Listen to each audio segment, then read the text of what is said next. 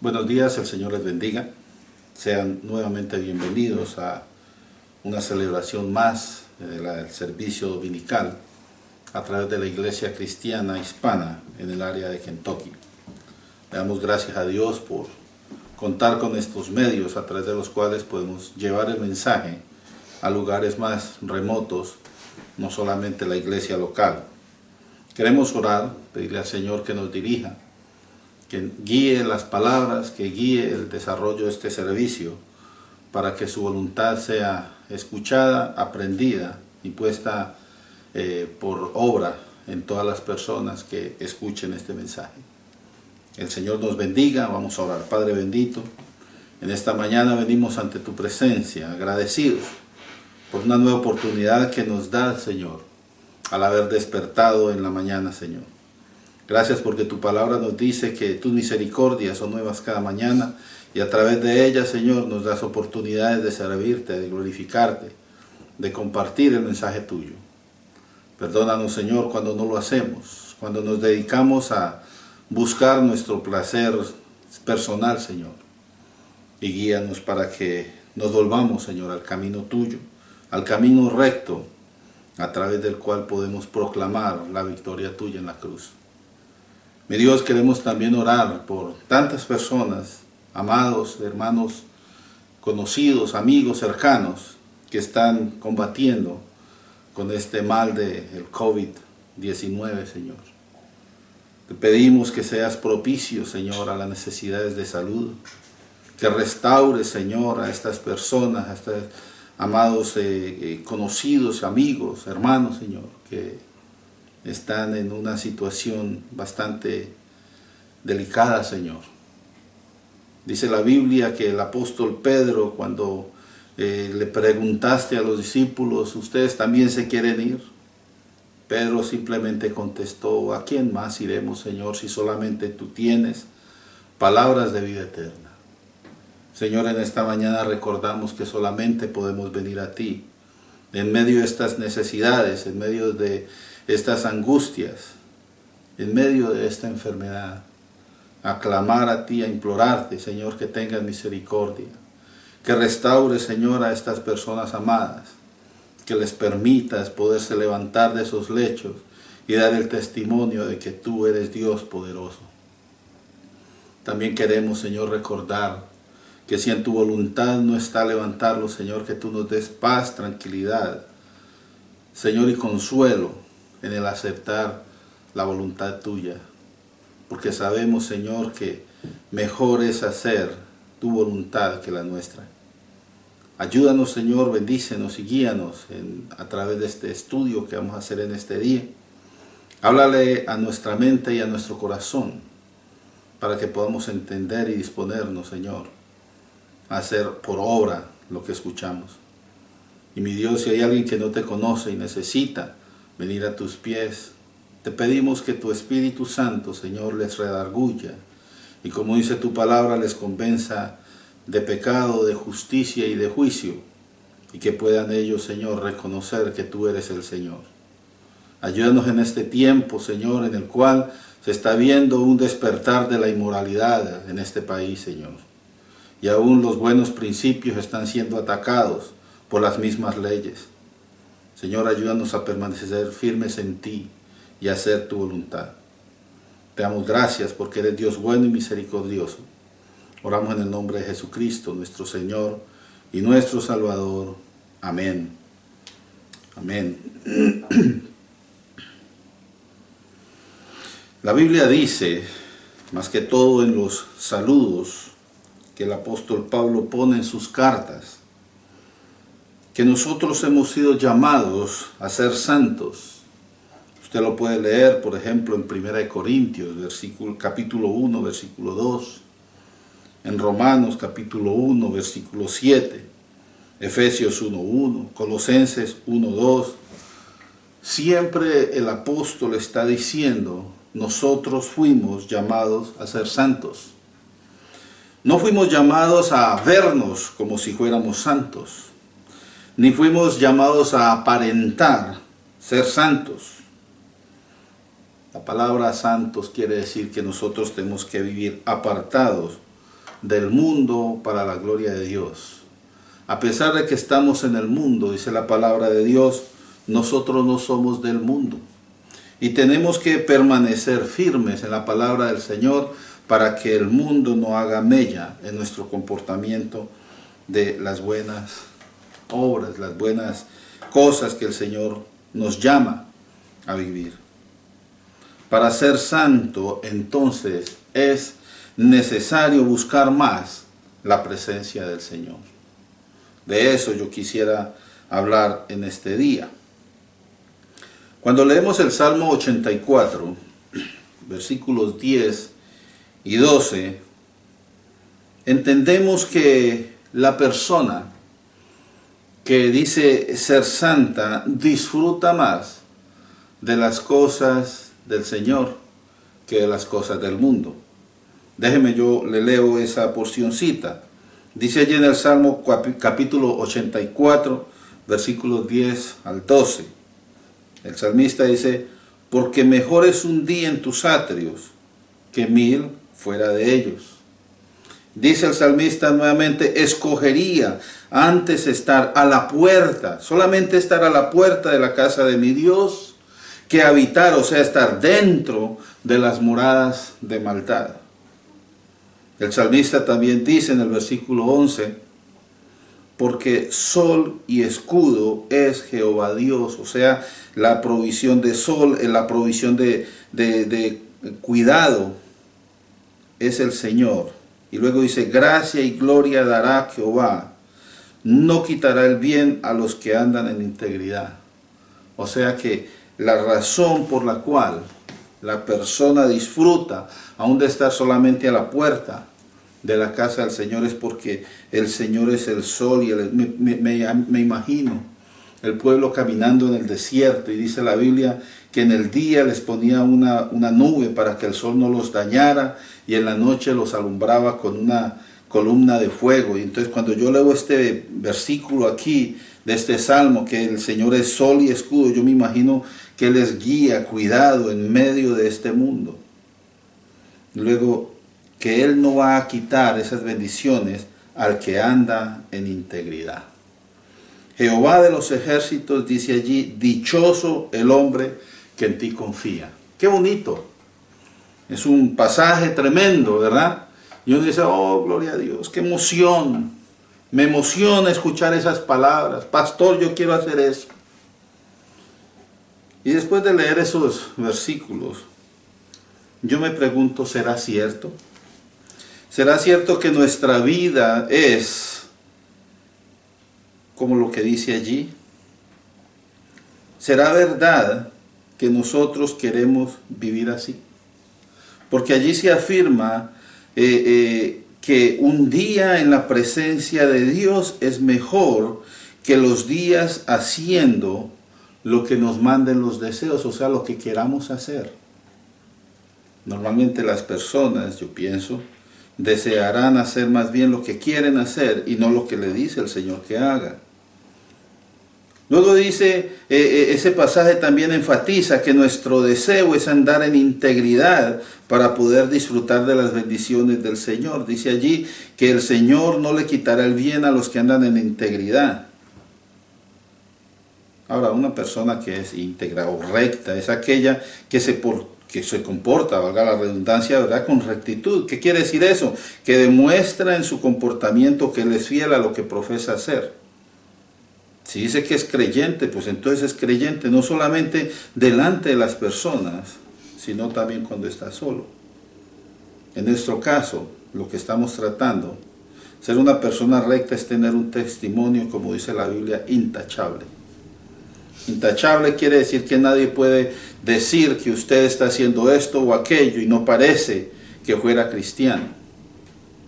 Y esto no solamente, vuelvo y repito, cuando usted está delante de las personas para que vean y que digan, mire qué tremendo, ese sí es bien cristiano, sino también cuando uno está solito, porque cuando uno está solo es cuando de verdad se refleja si usted verdaderamente tiene temor de Dios o no. Para poder responder afirmativamente a esa pregunta que hice al principio, ¿será cierto que nuestra vida es real lo que se dice allí?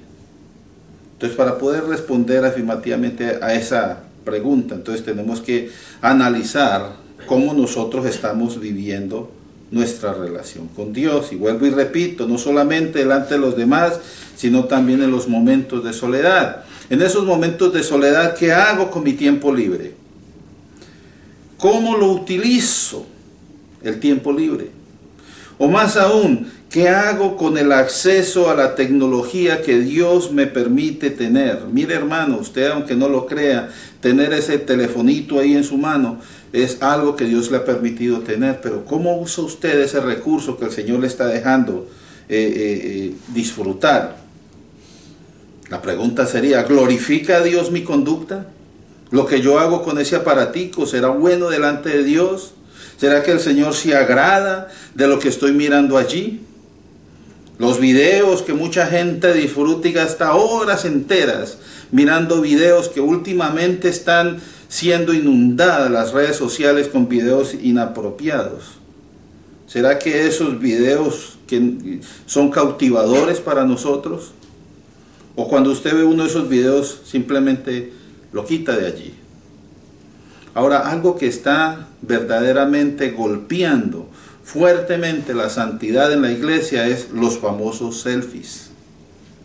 Yo no entiendo por qué una persona que es creyente, que tiene su esposo, que tiene su esposa, que tiene su vida arreglada delante del Señor, tiene que estarse tomando fotos provocativas y publicándolas en esas redes sociales. ¿Qué busca usted con eso? ¿Por qué pone esas fotos allí? Nadie tiene que mirar sus, digamos, momentos románticos o sensuales, sino su esposo, su pareja. Cuando uno toma la decisión de unirse a otra persona, uno está diciendo, yo me comprometo a ser fiel. Y no es solamente en la casa, es en todas partes. Y en esos momentos de estar a solas con su teléfono. Tenga mucho cuidado, hermanos. Ese es un arma de doble filo. A mí me da tristeza cuando a veces miro en las redes sociales fotografías de hermanos o de hermanas haciendo poses, mirándose así como muy atractivos. Y eso en verdad, hermano, no está bien. Porque ¿qué quiere usted que otra gente piense de usted cuando pone una foto de esas? Posiblemente usted dirá, no, eso no tiene ninguna... yo no estoy tratando de impresionar a nadie, simplemente es un hobby. Es que hoy en día la gente pues se toma fotos y todo. Y sí, hermanos, es verdad. La gente se toma fotos. Y la gente hace muchas cosas. Pero acuérdese de una cosa, hermano, es la gente. La iglesia es una cuestión diferente, porque como les dije al principio, nosotros fuimos llamados a ser santos, no a aparentar santidad.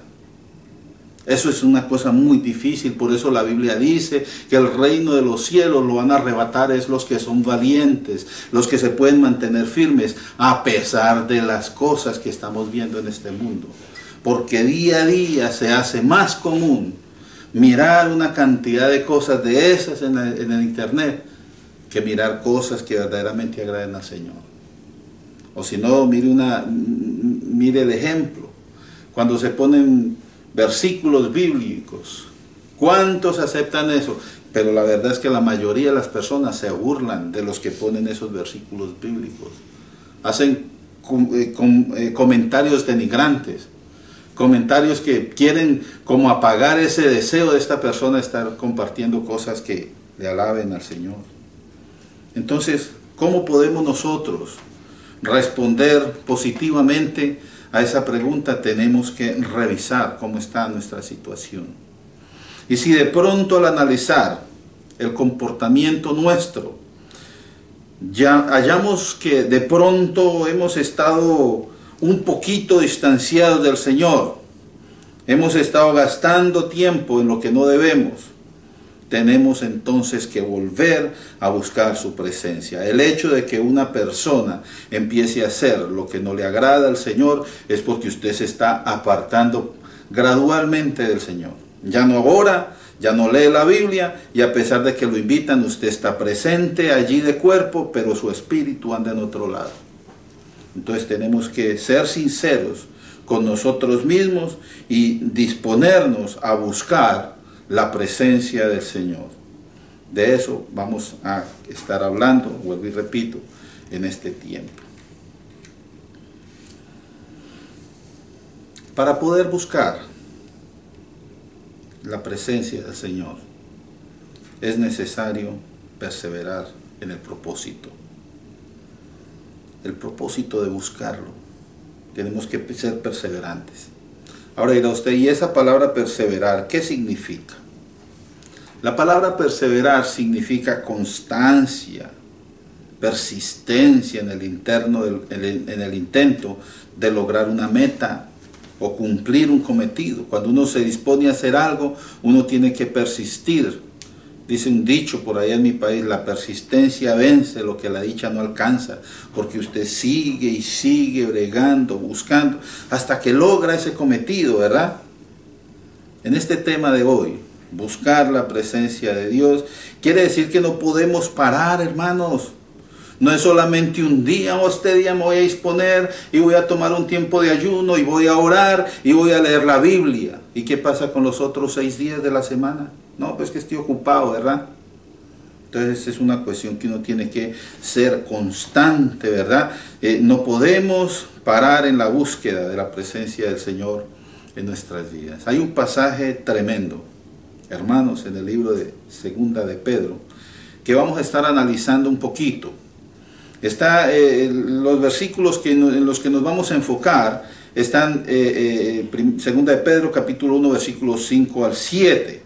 Allí hay una lista de pasos que nos ayudan, que podemos tomar para poder llegar a vivir de acuerdo a la voluntad de Dios. Quiere decir que si nosotros hemos estado abandonando, digamos así, entre comillas, la santidad, tenemos que volver al manual y leer qué dice allí, para poder encaminarnos nuevamente, que lo torcido no se salga, lo cojo, ¿verdad? Como dice aquel pasaje.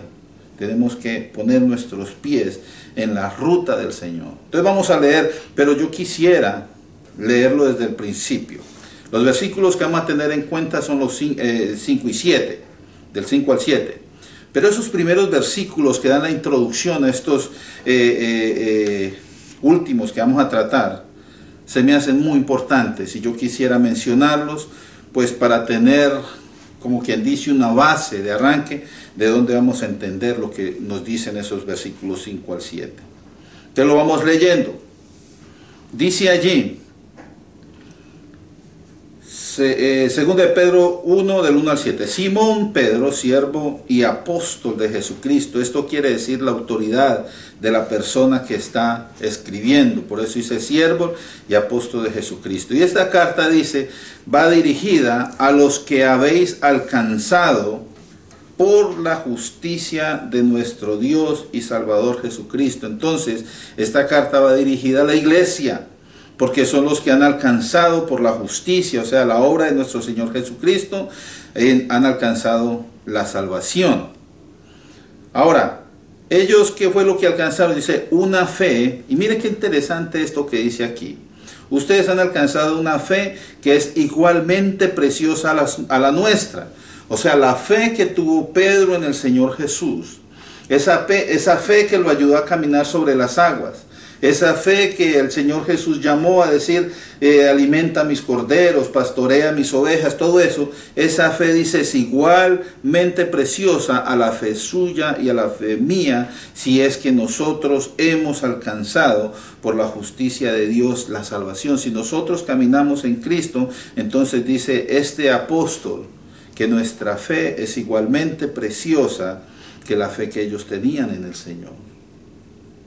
Y luego dice, empieza en el versículo 3, gracia y paz os sea multiplicada, o sea, el Señor les dé más gracia y el Señor les dé más paz. ¿Cuándo? Dice, cuando ustedes empiecen a mejorar o a crecer en el conocimiento de Dios y de nuestro Señor Jesús. Quiere decir que cuando uno se mete más en las cosas del Señor, la gracia y la paz de Dios vienen a ser más tangibles en nuestras vidas. Luego dice allí, en el versículo 3, como todas las cosas que pertenecen a la vida y a la piedad nos han sido dadas por su divino poder, o sea, Dios siendo todopoderoso, nos ha dado, dice, todas las cosas que pertenecen a la vida y a la piedad. Más adelantico vamos a mirar qué es piedad. ¿Cómo fue que nosotros logramos recibir esos regalos? Dice allí, mediante otra vez el conocimiento de aquel que nos llamó por su gloria y excelencia. O sea, cuando nosotros escuchamos el mensaje de Jesucristo, conocimos de su obra y deseamos venir a sus pies. Entonces, mediante esa obra, mediante el poner nuestra vida en sus manos, dice, respondimos a ese llamado de la gloria y de la excelencia del Señor Jesús. Ahora, por medio de esa gloria y esa excelencia, dice, nos ha dado preciosas y grandísimas promesas. Entonces, porque por la gloria del Señor y por la excelencia de Él, dice que nos dio a nosotros grandes y preciosas promesas. Ahora, esas promesas son para que a través de ellas nosotros, cuando se cumplan esas promesas, vamos a llegar a ser participantes de la naturaleza divina. Ahora, ¿qué es eso de ser participantes de la naturaleza divina? Es precisamente lo que dijo el apóstol en el inicio de su carta. Nosotros fuimos llamados a ser santos. Eso es ser participante de la naturaleza divina. ¿Y cómo nos sucedió eso? Dice allí el apóstol, habiendo huido de la corrupción que hay en el mundo a causa de la concupiscencia, o sea, los deseos de las personas. En el mundo siempre va a haber esta maldad que estoy explicando desde el principio. Siempre la gente va a estar queriendo posar para que las vean, para que los deseen, para que los busquen, ¿verdad? Esa es la concupiscencia que se va saliendo de la persona y quiere mostrarse a los demás para que los demás lo deseen. Entonces, cuando dice allí que nosotros huimos de esa concupiscencia, ¿verdad? O la corrupción que hay en el mundo que es causa de la concupiscencia, entonces vinimos a los pies de Cristo para llegar a ser llamados santos. Eso es lo que está tratando de decir ese pasaje aquí el apóstol. Versículo 5 dice, ustedes también, vosotros también, poniendo toda diligencia, o sea, echándole muchas ganas, por eso mismo, o sea, para mantenernos apartados de la corrupción del mundo. Entonces ahí dice, tienen que hacer unas añadiduras. Y esos son los versículos que yo quiero que analicemos un poquito. Dice allí, lo voy a leer y luego los estudiamos. Por eso mismo, o sea, para permanecer santos, hay que añadir a vuestra virtud, a vuestra fe, virtud. Y luego dice, a la virtud, conocimiento. Y luego dice, y al conocimiento, dominio propio. Y al dominio propio, paciencia. Y a la paciencia, piedad. Y a la piedad, afecto fraternal. Y al afecto fraternal, amor. O sea que a cada uno de estos ingredientes uno le tiene que ir añadiendo otros ingredientes para que la santidad sea en nosotros constante. No solamente cuando estamos delante de los demás queramos impresionar, oh, ese hombre es tan santo, hombre, nunca se le ve hacer nada malo, pero es que usted nunca lo ve cuando está solo, ¿verdad? ¡Auch! Hermanos, yo pienso que todos tenemos dificultades cuando estamos solos. Por eso es necesario que miremos a la santidad y que miremos a la presencia del Señor y nos acerquemos a Él. Entonces nos damos cuenta que en este pasaje Dios ha sido muy especial con cada uno de nosotros. Dice que nos ha concedido grandes beneficios. Lo que dijimos ahí en el versículo 5, por eso debemos responder añadiéndole lo necesario, o sea, en nuestro comportamiento para la perfección de la unidad en amor. Porque al final vamos a ver que la unidad es lo que el Señor busca más en la iglesia, que sean uno en aquella oración, en Juan capítulo 17, que sean uno como tú, oh Padre, y en mí y yo en ti, somos uno, que ellos también sean uno en nosotros, ¿verdad? Lo primero que dice allí es a la fe. Entonces, a la fe dice allí en el versículo 5, ¿verdad? A la fe hay que añadirle virtud. Nosotros sabemos lo que es fe. Fe es la confianza que ponemos nosotros en el Señor. Convicción de lo que no se ve. Por ahí está un versículo que no quiero ponerme a recitarlo y de pronto decirlo mal porque no lo recuerdo bien en este momento, pero tengo el concepto que es fe. La cuestión es, ¿qué es virtud? Porque dice allí, a la fe añádale virtud. Y si usted se va a buscar por ahí en el diccionario, de pronto se va a confundir con lo que dice acerca de virtud. Entonces, para mirar qué es virtud, miremos a la Biblia. ¿Qué dice la Biblia acerca de la virtud? Y se va uno por allá en el Antiguo Testamento, hay un capítulo en Proverbios que habla de la virtud. El capítulo 31 es un capítulo tremendo. Allí hay una porción que se habla de la mujer virtuosa. Pero nadie se detiene a mirar qué es lo que dicen los primeros versículos. ¿Por qué es que esa segunda parte de ese capítulo habla de la mujer virtuosa? Pues precisamente porque esos primeros versículos hablan de una mujer virtuosa. Hablan de una mamá, de una madre. Una madre que está aconsejando a su hijo. Y este hijo de ella es rey. Usted lo puede buscar en su Biblia, vaya y léalo y se dará cuenta que ella empieza a hablar, creo el título dice, hablando a su hijo, que es el rey, ¿verdad?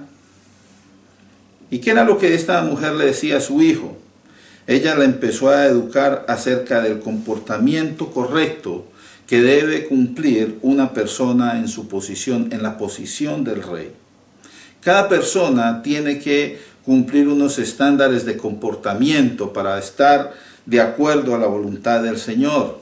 No es porque, no, es que eso nomás es para el rey, no.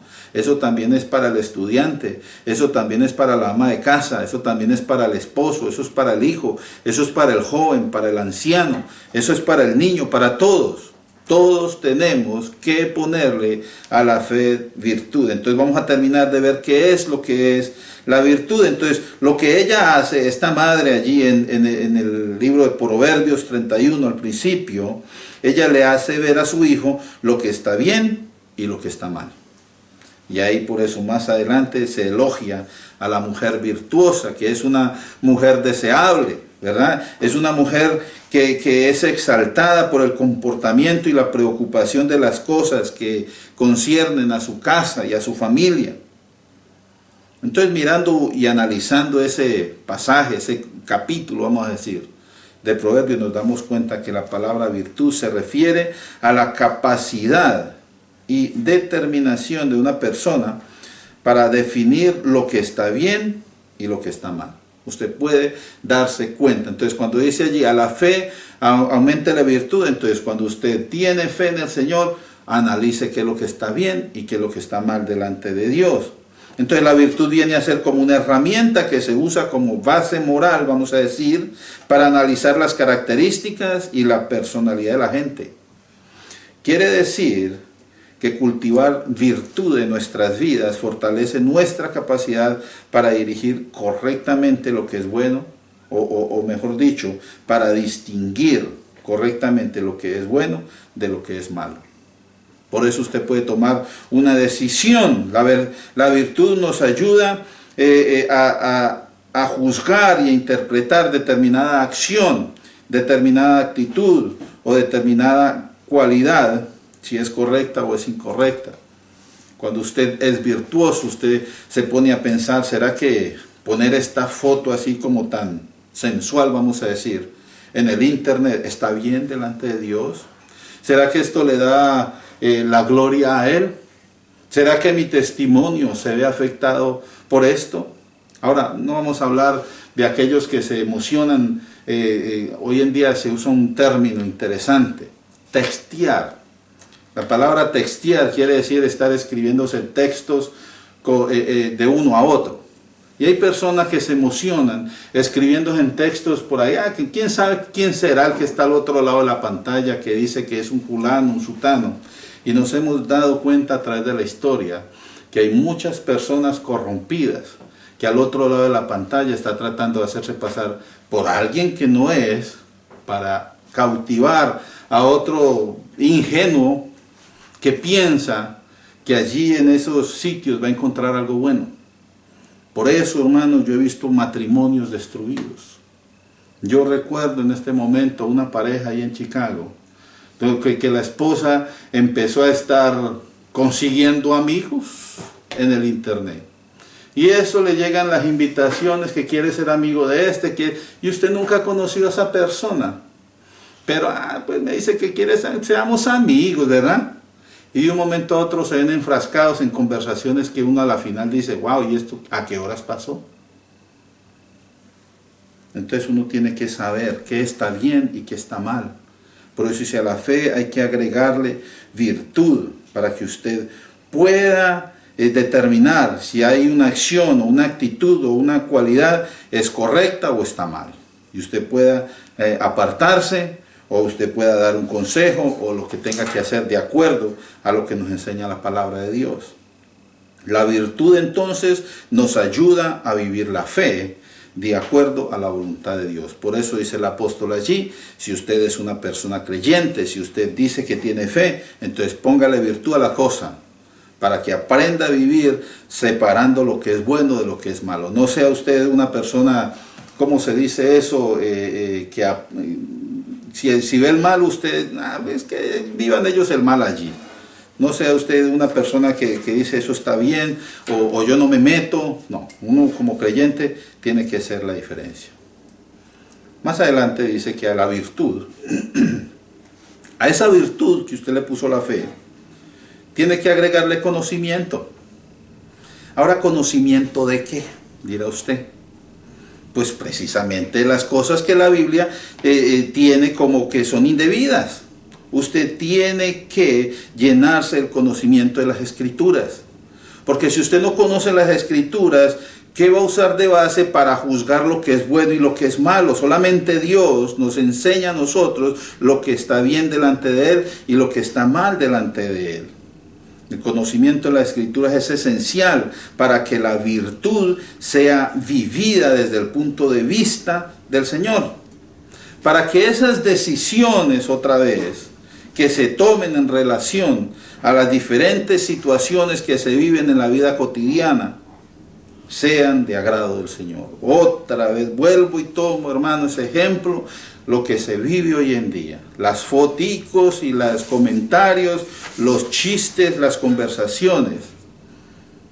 Si uno conoce la palabra de Dios y sabe lo que es agradable delante del Señor, usted va a poder tomar una decisión correcta y de acuerdo a esa palabra santa acerca de lo que usted va a hacer en un determinado momento. Más adelante dice que a ese conocimiento, porque primero agregó virtud, luego agregó conocimiento, pero a ese conocimiento entonces usted le tiene que agregar dominio propio. Entonces nos damos cuenta que la virtud tiene que ver con conocer la diferencia entre el bien y el mal. Eso es un principio moral que nos ayuda a vivir siguiendo la voluntad de Dios. A esa parte entonces aquí en este momento aparece lo que es la templanza, que es lo mismo que dominio propio. Si usted lee en la Biblia se da cuenta que el fruto del Espíritu Santo es amor, gozo, paz, paciencia, benignidad, bondad, fe, mansedumbre, y al final dice templanza. Templanza es lo mismo que dominio propio. Entonces hay que agregarle dominio propio a ese conocimiento. ¿Qué quiere decir eso? Ese dominio propio nos ayuda a controlar nuestras pasiones y a nosotros mismos, esos arrebatos que le dan a la gente.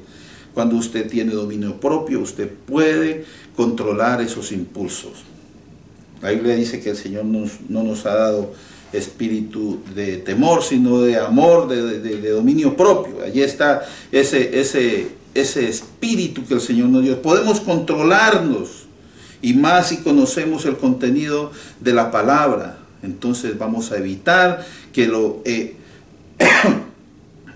vamos a evitar que lo que nosotros sabemos vaya a ser contaminado por las pasiones y los excesos. ¿Qué quiero decir yo con eso? Cuando usted conoce la Biblia, hay situaciones en las que se dispone a explicarlas, dependiendo de cómo se siente usted acerca de cierto comportamiento. Y si ese comportamiento va en contra de lo que a usted le gusta, entonces la explicación suya empieza a ser contaminada o torcida para darle cabida a lo que usted quiere hacer. Por eso es que es importante que a lo que usted sabe le ponga dominio propio, para que usted no se deje llevar por sus pasiones y trate de cambiar la definición o el significado de la palabra para acomodar sus pasiones. Entonces por eso es que es bien sabio lo que expone aquí el apóstol.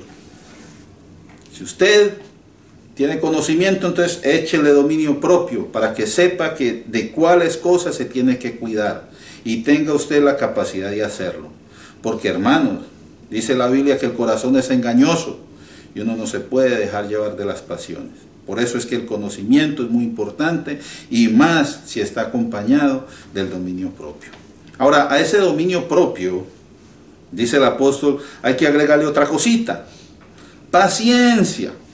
Hay mucha gente que se asusta cuando uno habla de paciencia, porque la Biblia dice que para uno tener paciencia entonces tiene que ser expuesto a pruebas. Pero la paciencia en este aspecto es muy importante. La contaminación que puede manchar nuestro conocimiento de Dios viene del mundo. Y es por eso que nosotros tenemos que agregar paciencia. ¿Por qué?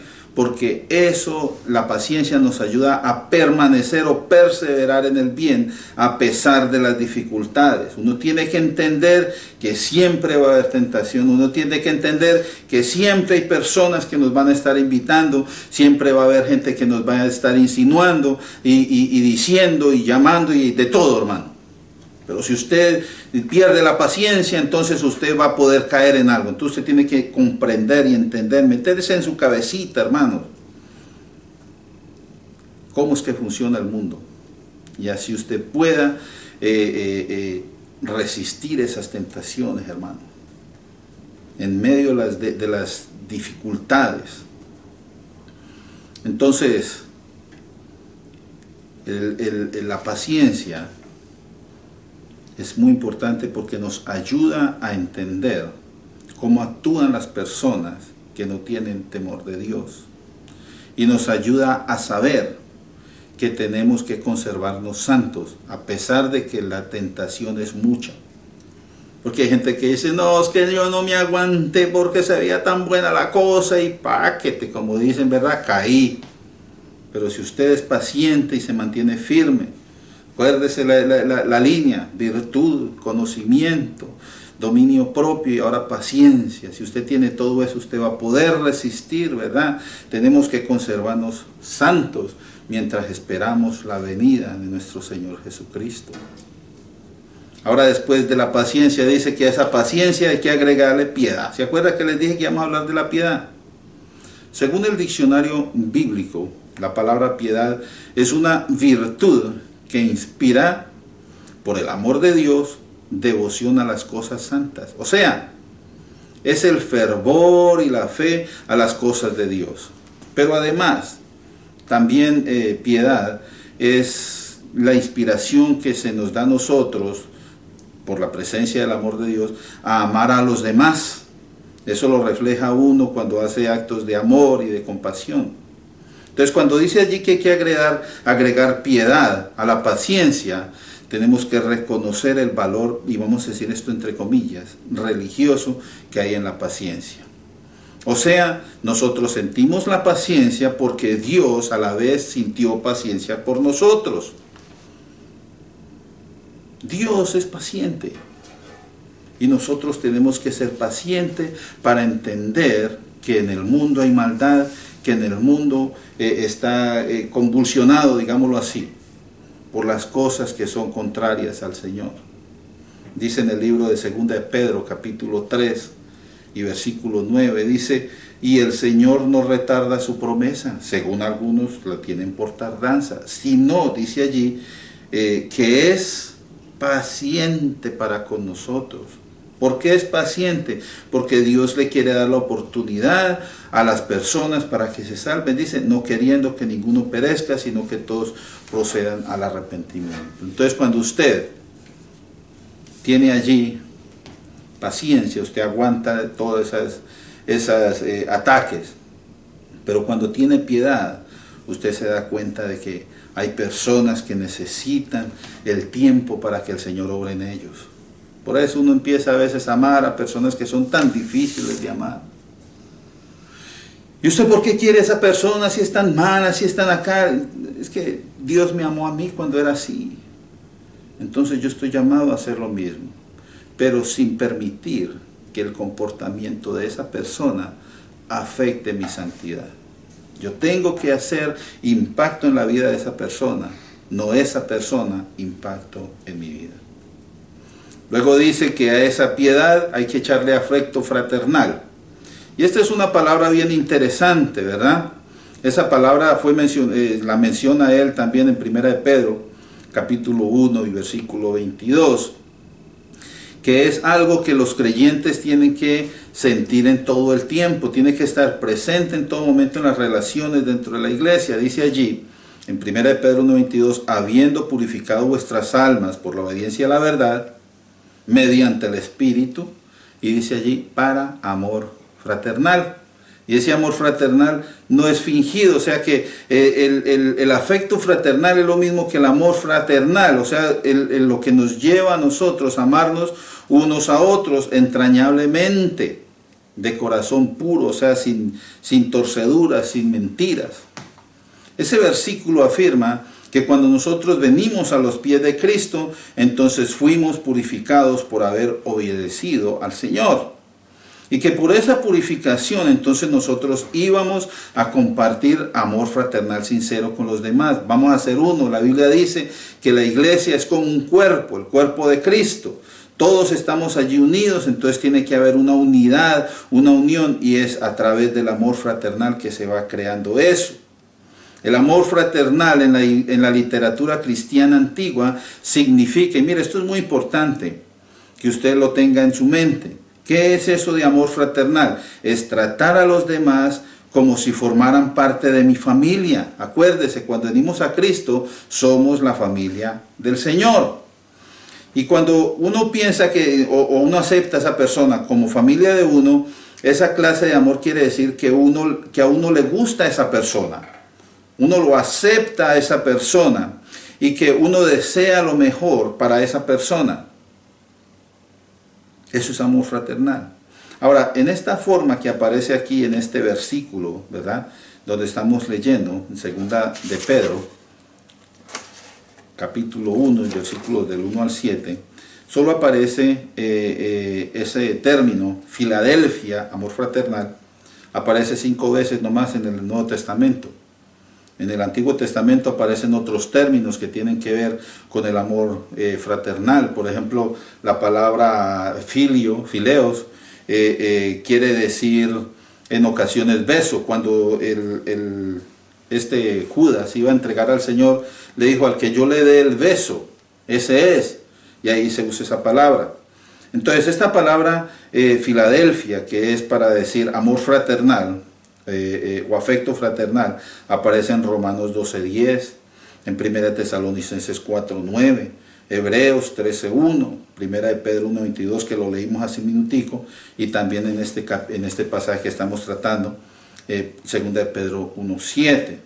Hay otras palabras que, por ejemplo, ahí aparece en 1 de Pedro 3:8, la palabra Filadelfos, que ese significa amar al hermano. Entonces hay otros términos similares que son para hablar acerca del amor fraternal, pero esta en especial que estamos mirando acá es específica y solo aparece estas 5 veces en el Nuevo Testamento. Lo que nos lleva a concluir entonces acerca de todo esto, de agregarle a la piedad afecto fraternal, que la piedad se demuestra también a través de nuestra relación con los hermanos en la iglesia. Cuando usted trata bien a los hermanos en la iglesia con amor como si fuera su propia familia, entonces usted está diciendo, yo tengo piedad por mis hermanos, estoy viviendo de acuerdo a la voluntad de Dios.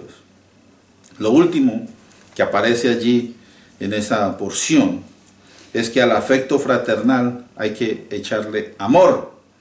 Ahora, esta palabra amor, dice la Biblia, es el vínculo perfecto. Ahí en el libro de Colosenses, capítulo 3, hay una porción que se define como la vida antigua y la vida nueva. Y hay una serie de cosas y al final termina que solo cuando nos vestimos, ¿verdad?, de amor es que nosotros podemos empezar a vivir la nueva vida en Cristo.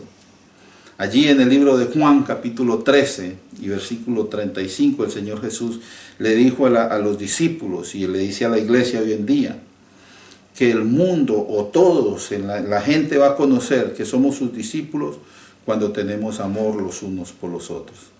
Entonces, ¿todo esto para qué?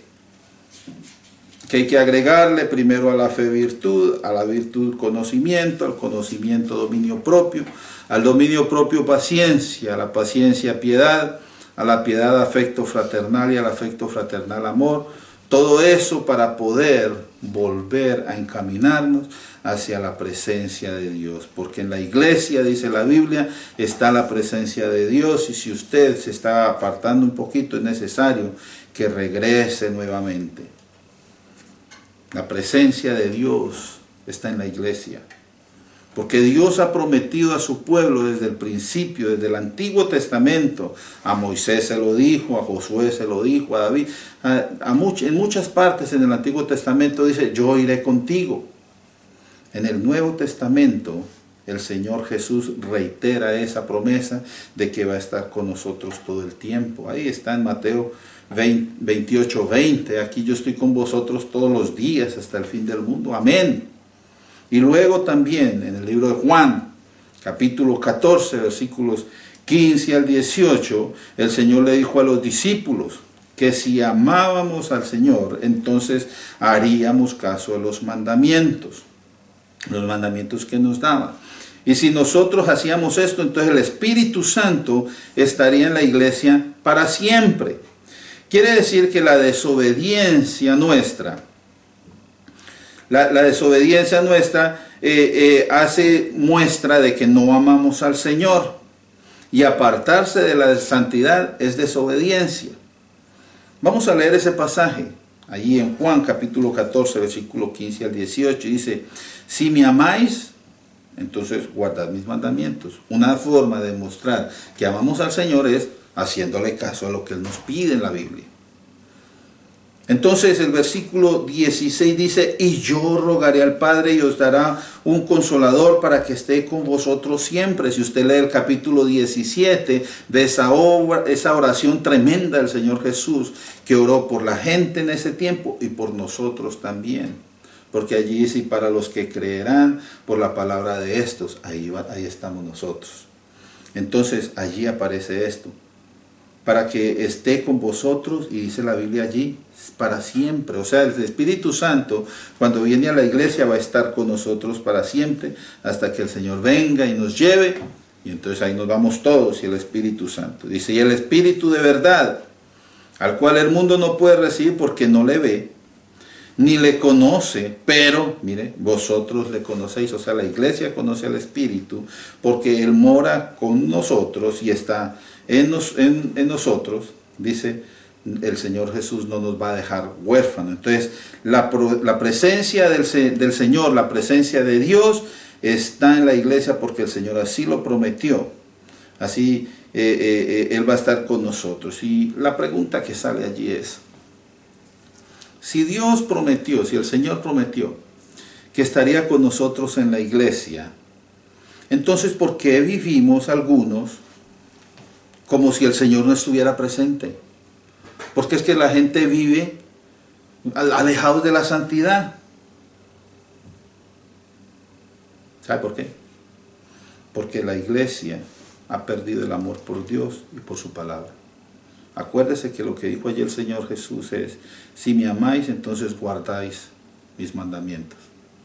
Pero si esos mandamientos no están siendo guardados, entonces quiere decir que hay una situación donde la iglesia está perdiendo el amor por el Señor y el temor por su palabra. Por eso es que hoy en día no es extraño ver personas que se esconden tras el título de piedad, profesando ser creyentes, se comportan aún en algunas ocasiones peor que los que no conocen al Señor. Entonces la necesidad de buscar más la presencia del Señor en la iglesia es más desesperante cada día, hermanos.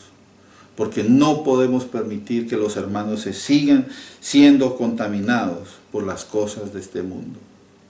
Empieza uno a ver faltas en las personas que uno dice, wow, ¿y esto cuándo sucedió, verdad?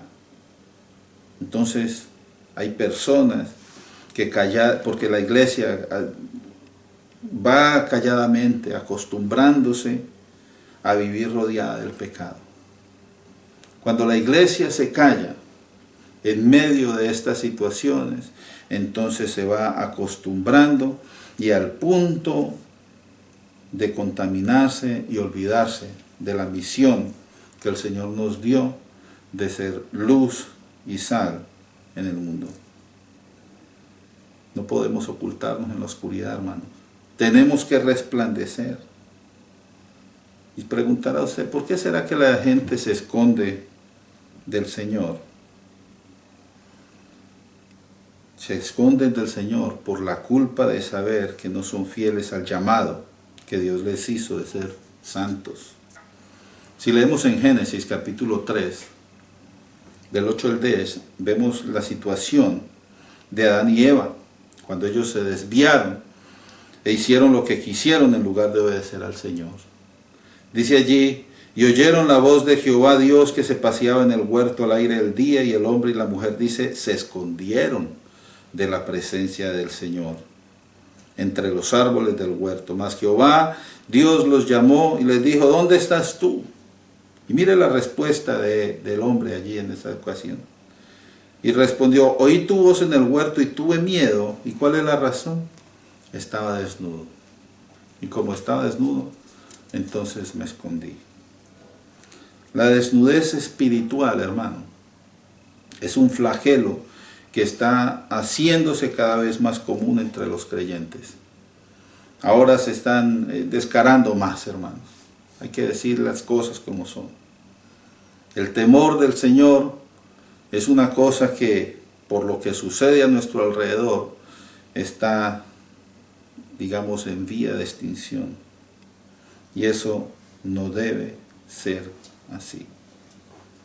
La Biblia dice que el Señor está con nosotros, y si el Espíritu Santo está con nosotros, el pecado lo contrista y lo puede llegar a apagar.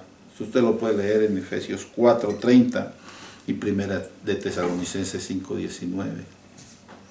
Entonces no podemos seguir ocultos, hermanos, de la presencia de Dios. No podemos evitar la oración. No podemos evitar la lectura de la palabra, no podemos evitar la comunión, porque estas son cosas a través de las cuales nuestra espiritualidad se fortalece.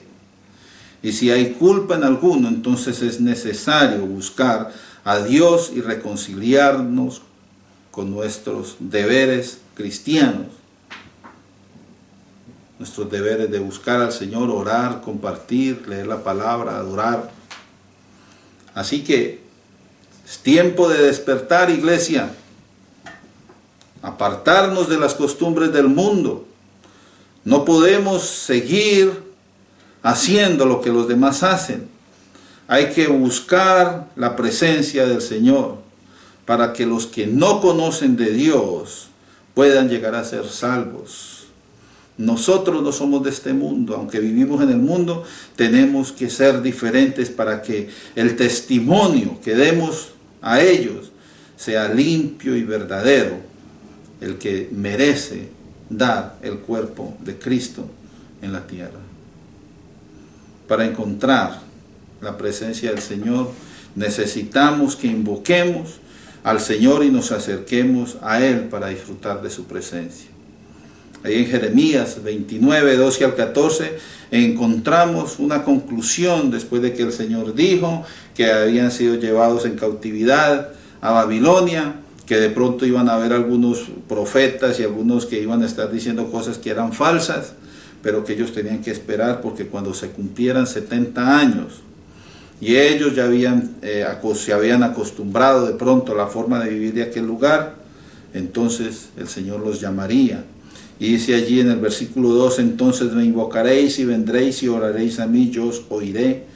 Y me buscaréis y me hallaréis, porque me buscaréis de todo vuestro corazón. Es lo que necesitamos, hermano, buscar de verdad al Señor de todo corazón. Porque de esa manera, dice allí, el Señor seré hallado de vosotros, dice Jehová, y haré volver vuestra cautividad, y os reuniré de todas las naciones y de todos los lugares donde os arrojé. Porque cuando uno acepta o sigue el pecado, se vuelve otra vez cautivo de él, tiene que ser liberado y ser traído de regreso a la iglesia, a la comunión con el Señor. Os haré volver al lugar de donde os hice llegar. Entonces vemos que había una situación con el pueblo de Israel. Estaban lejos del Señor y necesitaban regresar a la presencia del Señor. Es lo que pasa en la iglesia hoy en día. Yo veo la necesidad, hermanos, de que volvamos a nuestra comunión con el Señor. Yo sé que las redes sociales son en cierto modo interesantes, pero no podemos permitir que eso nos robe la comunión con el Señor. Vamos a orar y vamos a dar gracias al Señor.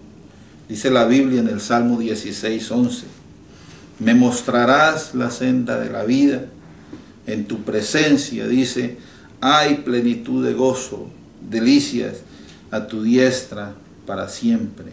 Entonces nosotros tenemos que venir a disfrutar de ese gozo en la presencia del Señor. Yo los invito, hermanos, a que medite en esta palabra, a que trate de escuchar si hay algo allí que lo afecta, si ha estado haciendo algo de lo que estamos compartiendo hoy y necesita regresarse al Señor. Hágalo, hermanos, porque en la presencia del Señor es donde está la plenitud del gozo. El mundo no nos puede dar lo que el Señor nos da. Solo en Cristo hay verdadero gozo. Vamos a orar. Señor, en esta mañana te alabamos, te glorificamos, Señor. Te damos gracias, porque tú hablas de una manera directa a nuestras vidas. Señor, si hemos estado haciendo cosas indebidas, perdónanos, límpianos. Ayúdanos a regresar a tu presencia, a disfrutar de ese gozo pleno que solamente está contigo, Señor. Permite que mis hermanos, mis hermanas, podamos, Señor, venir en arrepentimiento, regresar al redil. Y aquellos que no te conocen, Señor, ayúdales para que puedan, Señor, reconocerte como Señor y Salvador y disfrutar también de esta bendición tan grande que solamente podemos recibir en tu presencia. Dirígenos pues para hacer tu voluntad siempre.